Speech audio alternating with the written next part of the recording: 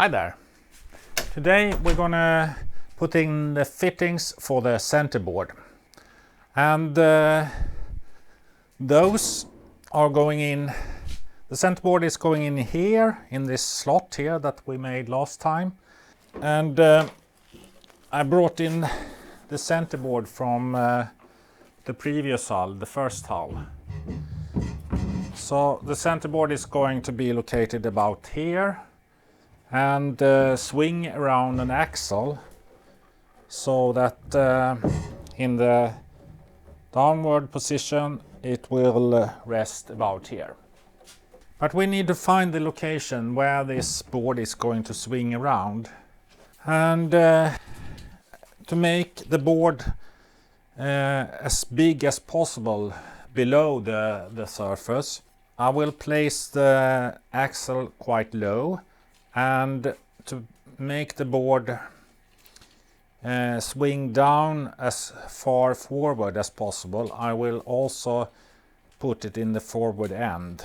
That means that if I look at the other hull, I have placed them 10 centimeters aft the forward bulkhead and 22 centimeters below the deck.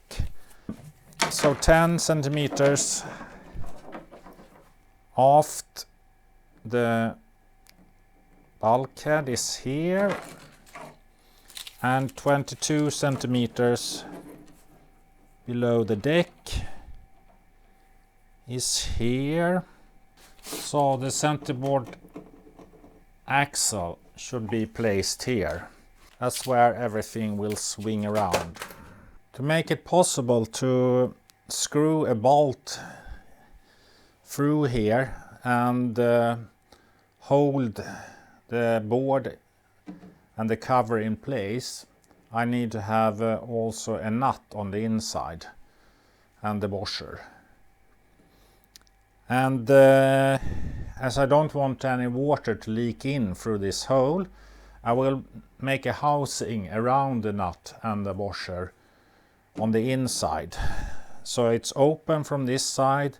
I can put in the nut and the washer to have the bolt from the centerboard swing going through this hole and into the nut and be fastened that way. Still don't have anything that leaks into this, into the wood or into the actual hull. So let's start with making a hole here. Later I will use a 8mm threaded rod, but I want some epoxy around the hole, so I should extend the hole. As this feels a bit tight, I extend the hole, and now there are some room. The plywood needs some additional strength, so I will add some stainless steel. I need a hole to swing around. The steel will make it more resistant to wear and tear. With some tape I make it easier to hold the drill still. Steel is heavy, so I cut it short. To reduce the risk of me cutting myself, I take down the worst edges before starting to draw out the openings around the swing hole and outlining the cutting. For this job, an oscillating saw is very practical. With high precision I can cut out small pieces. The holes will make it possible to place a nut on the inside of the housing later on. The wall will be too weak, so I need to strengthen it. With standing strips around it, it will get stronger, but also more rigid. And the walls will also form parts of a watertight housing. I cut the strips to follow the hull shape. With good contact to the wall and the curved bottom hull, the swing house will get much stronger. I also make room for a deck beam before I cut the other wall in the same way. The rounded hole at the top of the strip will make room for a quarter round. That will act as a deck beam along the edge of the wall, with added strength and rigidity from above. To make room for the stainless steel piece I use a rasp. I only need room for the 2mm thick steel plate, so this is soon done. I also need two short strips for the upper and lower wall of the housing that I trim to fit. It will be easier to work with gravity, thus I turn the hull. First I dry fit the pieces, before I increase the bonding surface with some sanding. Now I can prepare the epoxy. I add cotton fibers for viscosity and strength, until I get a glue with the properties I like. I stick some masking tape behind the hole to limit epoxy dropping down on the floor, and glue the pieces in place, striking generously with epoxy on both surfaces. Here I don't want any air or bad contact surfaces.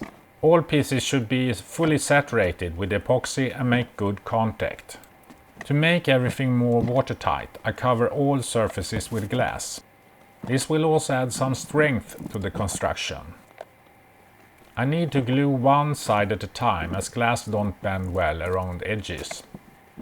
After a night of curing, I can proceed with the next side, with some clean cutting in between the laminations.